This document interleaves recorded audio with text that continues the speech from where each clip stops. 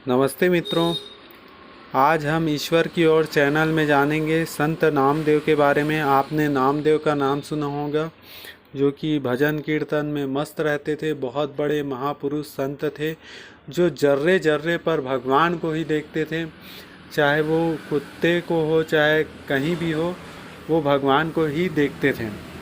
तो एक प्रसंग ये है, और मैं ये भी बताऊंगा उनको आखिरी में भगवत प्राप्ति कैसे हुआ था। तो पहला उनका एक प्रसंग ऐसा है कि बड़ा ही आनंद में है। हुआ ये, एक दिन वो भजन कर रहे थे अपनी कुटिया में। गांव के आखिरी आखिरी जगह पर उनकी कुटिया थी।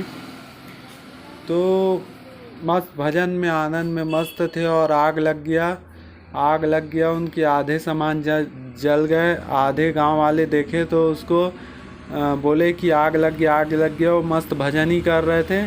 फिर उसके बाद, क्योंकि वो भजन के बीच में उठते नहीं थे जब तक ख़त्म ना हो, तो मस्त भजन ही कर रहे थे। वो गांव वाले लोग मिल के कैसे भी करके आधा सामान उसका बाहर किए।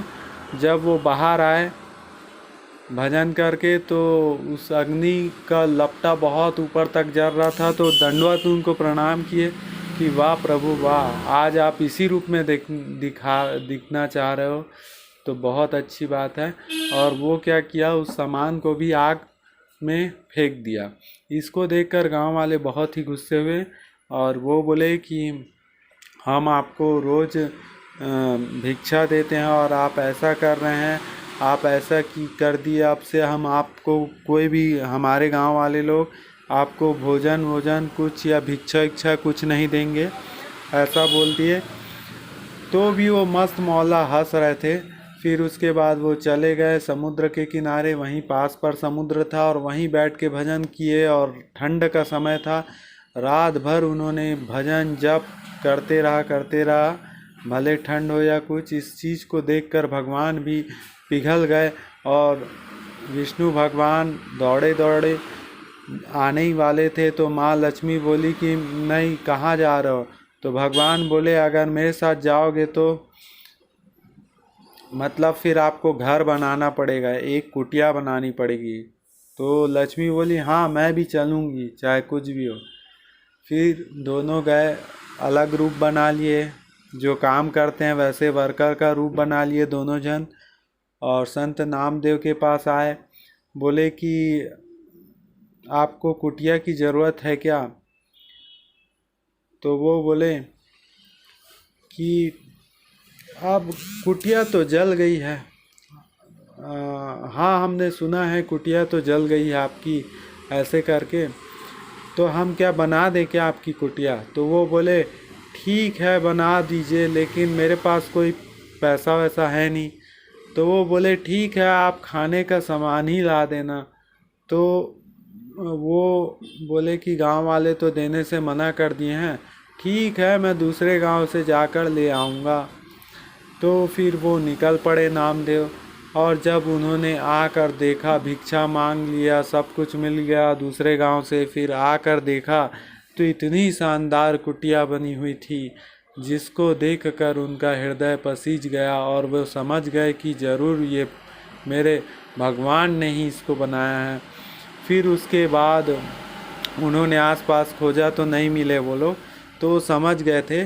फिर सुबह सुबह जब बहुत लोग, अगले दिन जब गांव के लोगों ने उस कुटिया को देखा तो बहुत ही उनको अच्छा लगा और बोले कि वो कुटिया बनाने लोग जिसने भी बनाया है उसका पता तो दे दीजिए। तो वो बोले, जो कुटिया में आग लगाते हैं उसका पता मैं कैसे दूं?